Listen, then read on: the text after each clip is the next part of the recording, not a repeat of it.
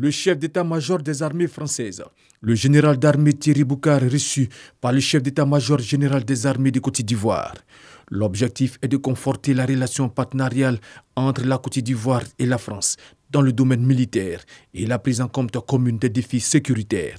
On est aujourd'hui engagés ensemble dans la lutte contre le terrorisme et donc naturellement pour moi il était important de venir faire un point ici sur notre partenariat et la manière dont on pouvait encore continuer à progresser. Après l'état-major général des armées, le général d'armée Thierry Boucard s'est rendu dans l'après-midi à l'Académie internationale de lutte contre le terrorisme basée à Jacquesville.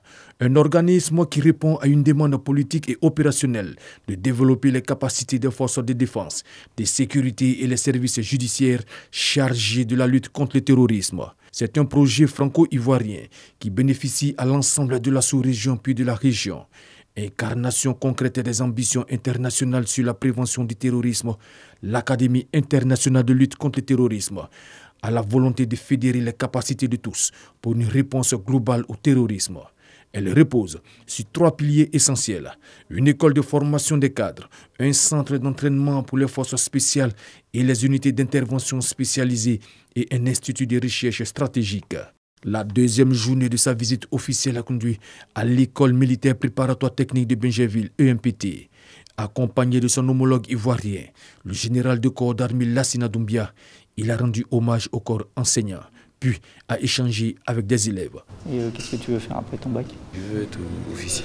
Tu veux être officier? Oui, officier. D'accord. Officier de l'armée de Côte d'Ivoire. Donc tu veux te préparer à ça? Oui, je suis préparé à ça, D'accord. notamment. Une école qui, selon lui, donne la chance à tout le monde. C'est le mérite de chacun qui permet de progresser et c'est très bien que ça soit comme ça. Et c'est le système qui est le meilleur pour donner à chacun sa chance. Le chef d'état-major français, le général d'armée Thierry Boucard, avant de regagner la France, a fait une inspection des forces françaises en Côte d'Ivoire, basées à Port-Boué.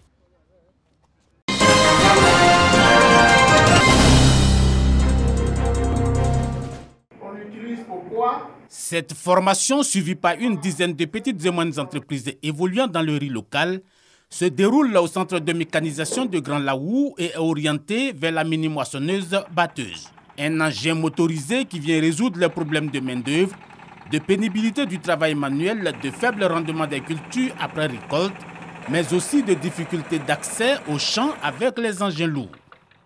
À part la mini-moissonneuse que nous avons appris à entretenir, à conduire et aussi à exploiter, parce qu'on a récolté du riz avec la moissonneuse, nous avons aussi appris à entretenir d'autres moteurs. Avec un taux de perte totale inférieur à 3%, ainsi qu'un ratio des impuretés inférieur à 10%, cette machine facilite le travail par 3 opérations distinctes: la coupe, le battage, puis le vannage.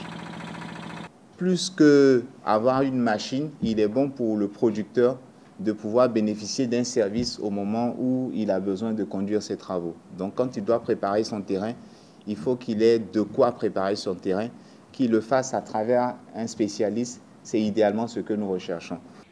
Le Japon, qui place beaucoup d'espoir dans la mécanisation de la riziculture, entend poursuivre sa coopération avec la Côte d'Ivoire.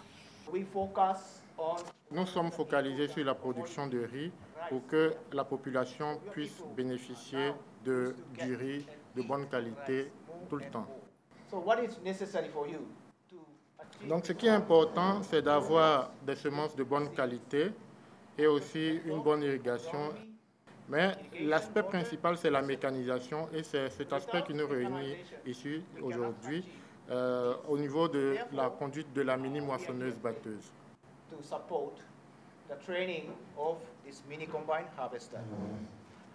En Côte d'Ivoire, la consommation annuelle de riz se situe autour de 2,8 millions de tonnes, dont 50% importées.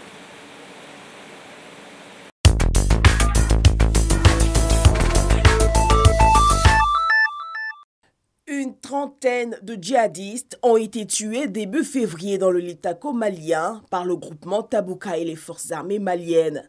La force d'intervention Tabouka, née en 2020 à l'initiative de Paris, implique une dizaine de pays européens dans la lutte contre les djihadistes dans la région. Emmanuel Macron a rencontré les dirigeants allemands et polonais à Berlin au lendemain de son tête-à-tête avec Poutine. Le président français se dit optimiste quant à une désescalade dans la crise ukrainienne.